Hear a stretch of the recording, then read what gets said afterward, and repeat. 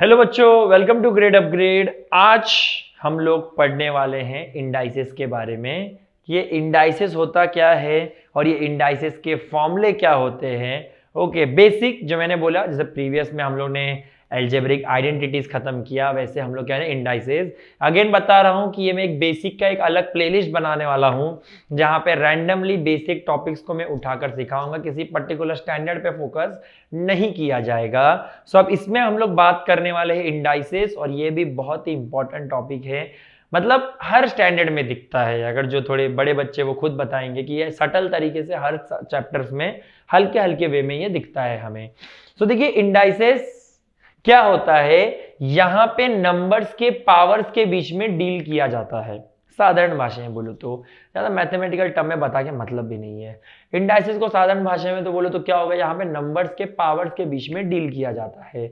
अब यहाँ पे हमारे पास थोड़े फॉर्मुलेज हैं, और इसमें 2-3 फॉर्मूला मैं खुद से ऐड कर देता हूं। मतलब वो इंडाइसेस में नहीं आते, बट वो कहीं नहीं आते, सो मैं यहीं पे ऐड करके बता देता हूं।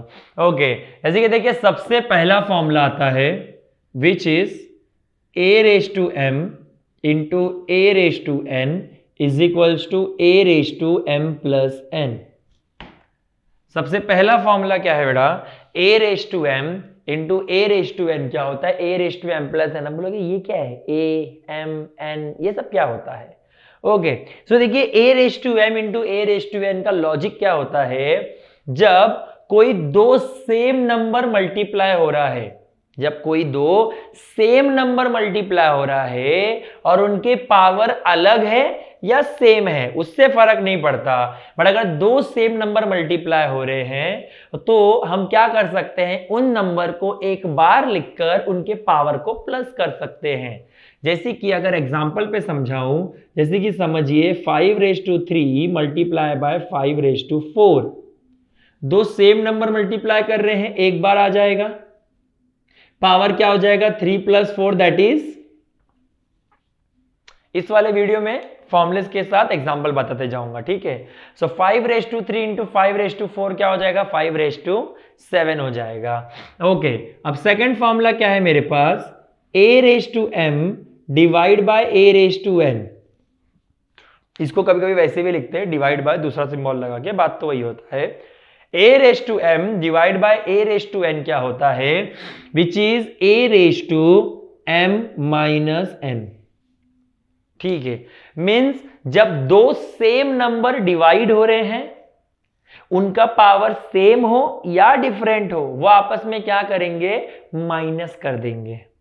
Okay, so a raise to m divide by a raise to n क्या होता है, a raise to m minus n होता है। अगर इसको मैं समझाऊं, जैसे 7 raise to 4 divide by 7 raise to 3 which will become 7 raised to 1 which is 7। ठीक है, 4 माइनस 3 ना। ओके, अब देखिए, अब थर्ड फॉर्मूला आता है a into b whole raise to m। जो देखो मैं आइडेंटिटी में कर रहा था 4x का स्क्वायर, तो मैंने क्या बोला था, इंडाइसेस रूल क्या होता है, अगर दो लोग मल्टीप्लाई हो रहे हैं और उनका पावर एक है, तो क्या करिए, दोनों को अपने अपने पावर्स दे दीजिए। So a raise to m into b raise to m होगा, जो मैंने वहां पर किया भी था। हमारे पास क्या था, 4x का स्क्वायर, तो मैंने क्या किया था, 4x इंटू एक्स स्क्वायर। तो 4 का स्क्वायर तो 16 और एक्स स्क्वायर क्या रह गया था, एक्स स्क्वायर। ठीक है, फिर उसके बाद फोर्थ फॉर्मूले क्या आते हैं, फोर्थ फॉर्मूला है a divide by b whole raise to m। इनका फंडा भी यही है, a raise to m divide by b raise to m। जैसे कि समझो मैंने बोला कि 6/5 का क्या निकालिए, स्क्वायर निकालिए, तो क्या हो जाएगा 6 square divide by 5 square which is 36/25। ठीक है, अब फिफ्थ फॉर्मूला आता है हमारे पास a raise to minus m। Fifth formula क्या आता है, a raise to minus m। कभी भी याद रखना, अगर किसी भी नंबर का पावर नेगेटिव है तो उसे हम सॉल्व नहीं कर सकते। अगर किसी भी नंबर का पावर नेगेटिव है तो हम उसे सॉल्व नहीं कर सकते। जैसे कि मैं अगर बोलूं कि 3⁻², तो कुछ बच्चे कूल बनने के लिए बोल देते -9 और रात भर एकदम चैन की नींद से सोते। वाह, आज क्या मैंने आंसर दे दिया। बस 3⁻² का आंसर नहीं निकालते डायरेक्टली, बिकॉज पावर कभी भी नेगेटिव नहीं होना चाहिए। तो उसके लिए हम लोग क्या करते हैं, 1/a⁻m करते हैं। मीन्स 1 उस नंबर को नीचे भेजकर पावर उसका पॉजिटिव करते हैं। सो 1/3⁻² क्या होगा, 3⁻², दैट इज 1/9। ठीक है, सिंपली। अब तुम बोलोगे सर अगर पावर नीचे नेगेटिव रहेगा तो ऊपर भेजेंगे, मतलब मोटा मोटी क्या करना रहता है, हमें उसे रेसिप्रोकल करना रहता है। और रेसिप्रोकल करते समय हमें पता है नीचे कुछ नहीं है तो 1 है, तो ऊपर चले जाएगा 1 और पावर नीचे है क्या हो जाएगा, पॉजिटिव। अगर नीचे नेगेटिव है तो उसे ऊपर भेज देंगे तो ऊपर जाकर क्या हो जाएगा, पॉजिटिव हो जाएगा।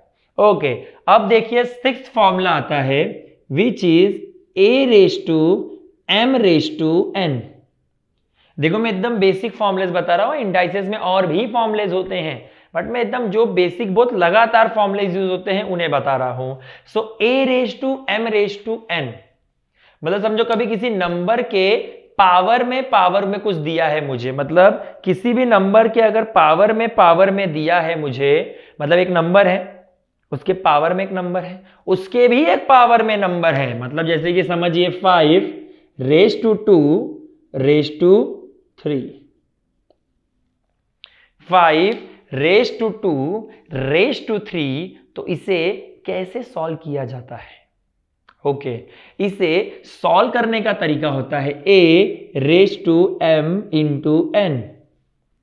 ओके, सो क्या हो जाएगा 5⁻2�3 विच इज 5⁻6। समझा बच्चों, ये 6 फॉर्मूले समझे। ओके, मैंने क्या बोला, जब किसी नंबर के पावर में कुछ रहता है तो पावर को क्या कर देने का, आपस में मल्टीप्लाई कर देने का। तो पॉज करके ये लिख लीजिए, अभी और थोड़ी बताता हूं मैं आप लोग को, सॉरी।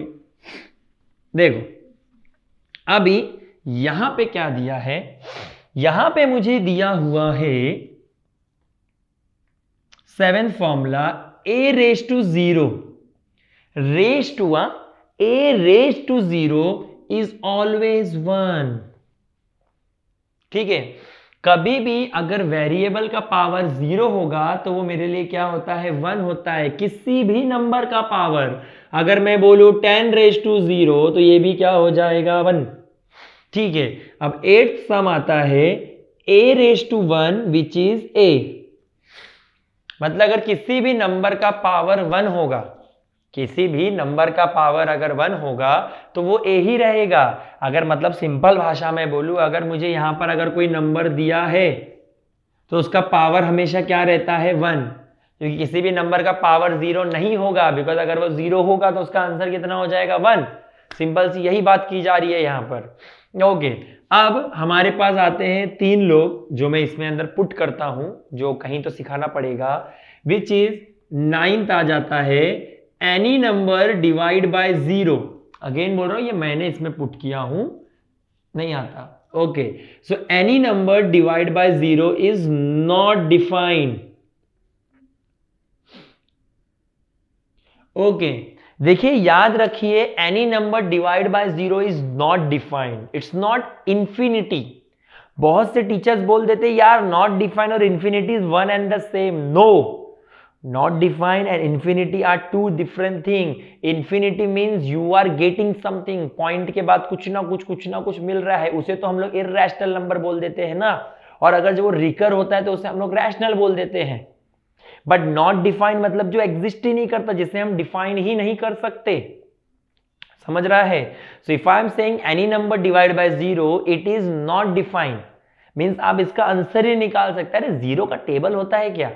अब हमें पता है कि हम जिस भी नंबर से डिवाइड करते हैं तो उसका टेबल होना चाहिए। 0 का टेबल होता है क्या? नहीं ना। तो a कभी भी 0 से कैसे डिवाइड होगा? नहीं होगा। तो इसके लिए क्या हो जाता है? Not defined. अब अगर मैं बोलूं कि 0 डिवाइड बाय एनी नंबर तो क्या हो जाएगा? 0, बिकॉज किसी की भी टेबल में 0 कब आएगा? जब वो 0 से मल्टीप्लाई होगा, इसलिए 0। और 11th हो जाता है 0 divide by 0 which is again not defined, ठीक है, 0 divide by 0 which is again not defined. So you should keep one thing in your mind that if any number is getting divided by 0, any number, any real number, any complex number is getting divided by 0, we are going to get not defined. And if 0 is getting divided by any number, any real, any complex, whatever number you have, you are going to get 0 only. Make this thing clear in your mind. Okay, अब simple भाषा में आपको मैंने सारे 11 formulas बता दिया. अब again ये सारे फॉर्मूलेस याद रहने चाहिए.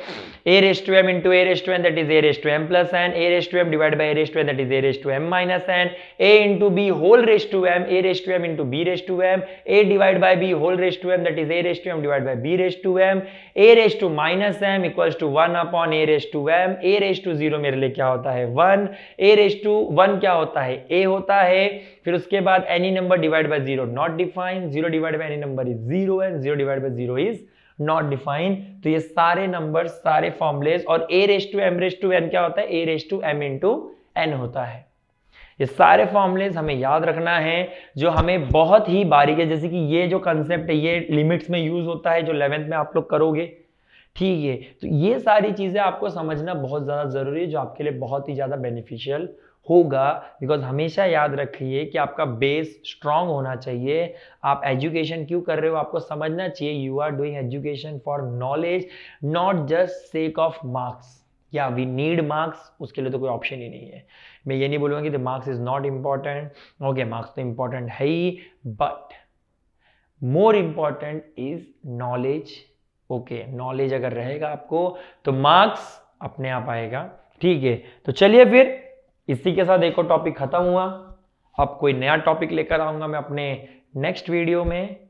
तब तक के लिए चैनल के साथ जुड़े रहें, अपने छोटे भाई बहनों के साथ शेयर करिए. आपका अगर नहीं अच्छा रहा हो पाया होगा 12th तक तो अपने भाई बहनों को बोलिए कम से कम वो तो स्ट्रांग कर ले घर में, एक तो थोड़ा स्मार्ट बन जाए in mathematics, not in real life, in mathematics. और चैनल को सब्सक्राइब करिए, नोटिफिकेशन बेल दबा दीजिए ताकि जब भी न्यू वीडियो है तो आप तक नोटिफिकेशन पहुंचे.